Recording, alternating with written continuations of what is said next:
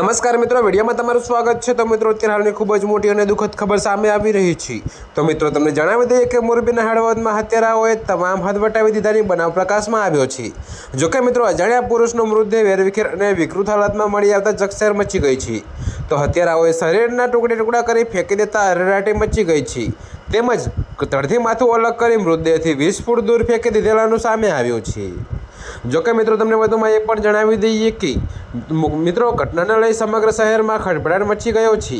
તો મળતી માહિતી મુજબ હળવદમાં રાતડકી હનુમાનજી જવાના રોડ ઉપર મેરડી માતાના મંદિર સામે આવેલા એક ખેતરમાં અજાણ્યા પુરુષનો મૃતદેહ મળી આવ્યો હતો। જોકે સ્થાનિકો દ્વારા આ અંગે જાણ થતાં પોલીસનો કાફલો ઘટના સ્થળે દોડી ગયો હતો। તો મિત્રો, તમને વધુમાં એ પણ જણાવીએ કે પોલીસ તપાસમાં સામે આવ્યું છે કે મૃતદેહનું માથું કપાયેલી હાલતમાં છે અને મૃતદેહથી લગભગ 20 ફૂટ દૂર કપાયેલી એક હાથ પણ ચડ્યો છે।